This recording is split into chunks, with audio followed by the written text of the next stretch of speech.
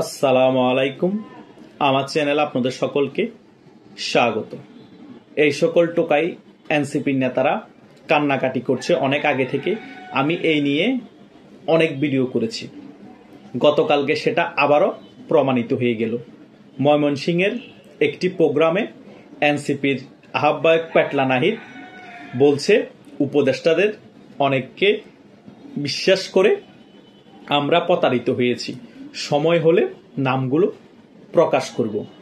এটা বলার মানেটা কি? কিছুদিন আগে না প্রধান উপদেষ্টা তোমাদের এই সকল টোকাই এনসিপির দুইজন নেতাদেরকে জাতিসংঘের সাধারণ অধিবেশনে নিয়ে গিয়েছে, সদস্য সচিব ডিম আক্তার এবং যৌন ডাক্তার তাসনিম জারাকে। তোমরা যদি উপদেষ্টাদেরকে বিশ্বাসই না করো, তাহলে প্রধান উপদেষ্টা কেন তোমাদের এই দুজন নেতাকে জাতিসংঘের সাধারণ অধিবেশনে নিয়ে গিয়েছে? সেইখানে নিয়ে গিয়ে তোমরা তোমাদের প্রধান উপদেষ্টাকে আরেকটা বেইজ্জতি করেছো।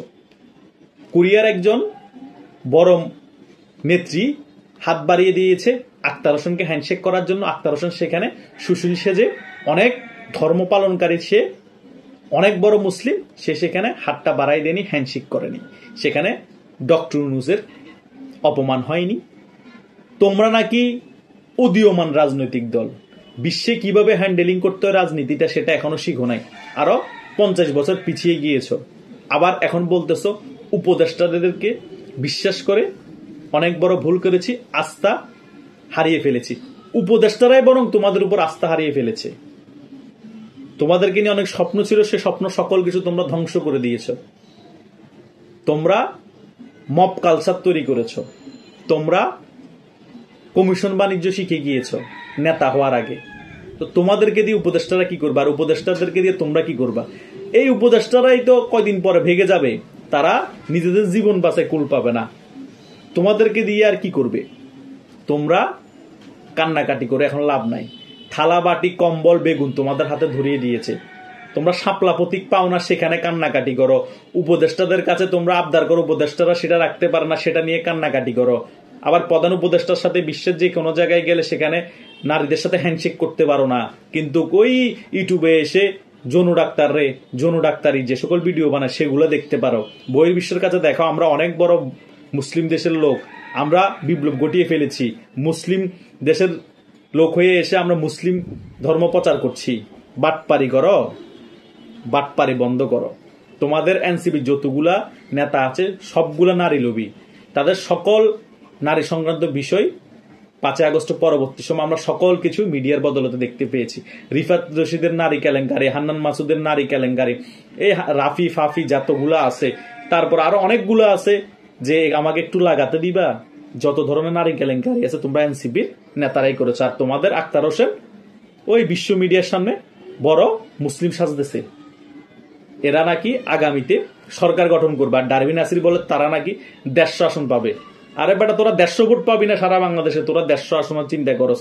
তোরা যারাই কর্মী তারাই নেতা। কান্নাকাটি বন্ধ কর। কান্নাকাটি অনেক আগে থেকে শুরু হয়ে গিয়েছে, এখনো বন্ধ হয়নি। বাংলাদেশের যত টিস্যু মিল আছে, টিস্যু পেপার আছে, সকল টিস্যু পেপারই তোরা শেষ করে দিয়েছিস, তবুও তোদের কান্নাকাটি শেষ নাই। কান্নাকাটি করে মার্কেট ফাউন যাইতো না। সিল্লাই যেমন মার্কেট পাস নাই, কান্নাকাটি করেও মার্কেট পাবি না। তোরা মার্কেট আউট হয়ে গিয়েছিস অনেক আগে। তাই তোদের বাংলাদেশের রাজনীতি তোদের দ্বারা হবে না। তোরা নিবন্ধন পাইলেও যা, নিবন্ধন না পাইলেও তা। বরং তোরা নিবন্ধন নিস না। সাপলা প্রতীক না দিলে নির্বাচন করবি না বল, নিবন্ধন দরকার নাই বল। একটা উসুলা দিয়ে অন্তত সেফ এক্সিট নিতে পারবি, তখন জনগণকে বুঝতে পারবি সাপলা প্রতীক দেয় নাই বিদে আমাদের ইগো প্রবলেম আছে, সেই কারণে আমরা নিবন্ধন নিয়ে আমরা বিদেশ চলে গিয়েছি, আমরা রাজনীতি আর করবো না। কারণ পর্যাপ্ত পরিমাণে 14 গোষ্ঠী খাইতে পারবে, তোরা ওই পরিমাণ টাকা ইনকাম করে ফেলেছস। 14 গোষ্ঠীকে কিভাবে সেভ দিবি, তোরা নিজেরা কিভাবে সেভ হবে, তোদের বউরা কিভাবে সেভ হবে, সেটা চিন্তা করে বিদেশ পালিয়ে যা। একদম খেলা ফাইনাল হয়ে যাবে। তা না হলে বিএনপি আসবে, মায়ের উপর রাখবে। আওয়ামী লীগ আসবে, মায়ের উপর রাখবে। জামাত বাংলাদেশে কখনো ক্ষমতায় আসবে না, অন্য কোনো দলও ক্ষমতায় আসবে না। আর্মিও যদি ক্ষমতা নিয়ে ফেলে তাও মায়ের উপর রাখবে। কেন মায়ের উপর রাখবে? কারণ পেটলা নাহিদ উপদেষ্টা ছিল। উপদেষ্টা থাকা অবস্থায় দুর্নীতি করে কোটি কোটি টাকা কামিয়ে কিন্তু সে পরে এনসিপির আহ্বায়ক হয়। সকল কিছু তখন তদন্ত হবে, লটকায় ফেলবে। মাহফুজ আলমরও লটকায় ফেলবে, আসিফ মাহমুদের তো লটকায় মারবে আর্মি। তো উপদেষ্টারও কেউ রেহা পাবে না। তোরা চ্যাংরা যারা এনসিপি নেতারা আছো, যে পরিমাণ অপকর্ম করছো, সকল কিছু আর্মি খুঁজে খুঁজে বাইর করে করে তোদেরকে ল্যাংটা করে সরিষার তেল লাগায় শুধু $5 দিবে। কেউ রেহাই পাবি না। তাই তোদের কোনো দিক দিয়ে কোনো পথ খোলা নাই। না তোরা ক্ষমতায় আসতে পারবি, না কোনো রাজনৈতিক দল তোদেরকে জোট করবে, না আর্মি তোদেরকে সহায়তা করবে।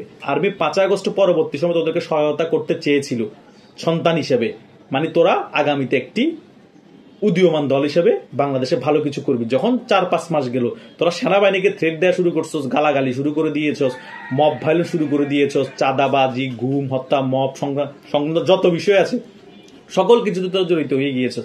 তখন সেনাবাহিনীও বুঝতে পেরেছে সাপ খাল কেটে কুমির নিয়ে এসেছি। তখন সেনাবাহিনীও বলেছে তোদের কার প্রোটোকল দিবে না। এটাই তো তোদের কপালে সকল দিক দিয়ে দুর্গতি আছে। কথায় আছে না, পাপ বাপকেও ছাড়ে না। আমি সবসময় একটা কথা বলি যে আন্দায় আন্দাজ করে লাঠির চোটে হাতি মরে। তোরা মনে করছস আওয়ামী লীগ অ্যান্টি সেন্টিমেন্টের রাজনীতি করলে আওয়ামী লীগের কবর রচনা হয়ে যাবে, আওয়ামী লীগকে গালাগালি করলে বাংলাদেশের এক পক্ষ জনগণ তোদের পাশে এসে দাঁড়াবে, তোদের রাজনৈতিক দলের সাথে যুক্ত হয়ে যাবে। ইন্ডিয়ার বিরুদ্ধে কথা বললে, ইন্ডিয়াকে গালাগালি করলে আওয়ামী লীগ অ্যান্টি সেন্টিমেন্টের যে সকল লোক আছে ইন্ডিয়া এবং আওয়ামী লীগের সকল লোক তোদের সাথে এসে রাজনীতি করবে। কিন্তু সেটা বুমেরাং হয়ে গিয়েছে। প্রথম 1-2 মাস তোরা মোটামুটি ক্যাপচার করে রাখতে পেরেছিলি, কিন্তু যখন জনগণ বুঝতে পেরেছে যে জনগণকে ব্রেন ওয়াশ করে, জনগণকে ব্যবহার করে তোরা চাঁদাবাজি শুরু করে দিয়েছস, কমিশন বাণিজ্য শুরু করে দিয়েছস এবং উপদেষ্টা হওয়ার পর মানুষকে মানুষ মনে করছস না, তখন জনগণও তোদের সাথে পোল্টি খেয়ে গিয়েছে। আর ইন্ডিয়া তো তোদেরকে জায়গা বরাবর পাইলে যদি আওয়ামী লীগ ক্ষমতা আসে কিভাবে কি করবে ছিঁড়ে ফেলবে রে ভাই। সকল দিক দিয়ে তোরা বাসমারা খেয়েছস। আবার বিএমপিদেরকে যখন উল্টাপাল্টা গালাগালি শুরু করে দিয়েছস, বিএমপি তোদের উপর ছায়া ছেড়ে দিয়েছে। 8-9 মাস পর্যন্ত জামাত তোদেরকে ছায়া দিয়ে রেখেছিল তাদের স্বার্থ হাসিল করার জন্য, তোদেরকে দিয়ে কিছু কাজ করিয়ে নেওয়ার জন্য। করিয়ে নিয়েছে কিন্তু জামাত। আওয়ামী লীগের অনেক নেতাদেরকে সিস্টেমে খেলে দিয়েছে, ধানমন্ডি 32 ভাঙিয়ে দিয়েছে। তারপরে আওয়ামী লীগের কার্যক্রম নিষিদ্ধ করার দরকার ছিল, তোদেরকে লাইমলাইটে রেখে সেটাও করে ফেলেছে। মোটামুটি সকল কাজ জামাত করে নিয়েছে, বিএনপিও করে নিয়েছে। এখন তোরা শুধু বাঁশডলা খাবি। তোরা আর্মি আসলে বাঁশডলা খাবি, তোরা আওয়ামী লীগ আসলে বাঁশডলা খাবি, বিএনপি আসলো বাঁশডলা খাবি। ভাই বাঁশডলা খেয়ে মরার থেকেও নিজেদের কবর রচনা তো অনেক আগে করে ফেলেছস। নিজেরা বাংলাদেশে ছেলে হয়ে বাংলাদেশের জন্য হাতে গণদোলা খেয়ে মরাচ্ছে। অন্তত শাপলা প্রতীক তোদেরকে দিচ্ছে না, অভিমান করে একটা উসুলা তৈরি করে নির্বাচনে যাবি না এবং আমাদের নিবন্ধন দরকার নাই বলে বিদেশ চলে যায়। খারাপ লাগতেছে ভাই, তোদের বয়স এখনো 30 হয়নি, আমারও 2-3 বছরের ছোট হবি তোরা। তো তোদের এই অল্প বয়সে তোরা হারিয়ে যাবি একটা ষড়যন্ত্রমূলক গণঅভ্যুত্থানের নেতৃত্ব দিয়ে, এটা মেনে নিতে পারতেছি না। তাই যা টাকা কামাইছস এনাফ ইজ এনাফ। তোদের 14 গোষ্ঠী খেয়ে যেতে পারবে বিদেশে, সুন্দর লাইফ সেটেল করে বিদেশে থাক, ভরে নিয়ে চলে যা, রিল্যাক্সে জীবনযাপন কর। বাংলাদেশের রাজনীতি কাঁচরা রাজনীতি, তোদের দ্বারা হবে না, কারো দ্বারাই হবে না। কারণ যেই ক্ষমতায় যায় সেই দুর্নীতিগ্রস্ত হয়ে যায়, যেই ক্ষমতার চেয়ারে বসে সে মানুষকে মানুষ মনে করে না, সে টাকা টাকা টাকা টাকা। তোরও সেম।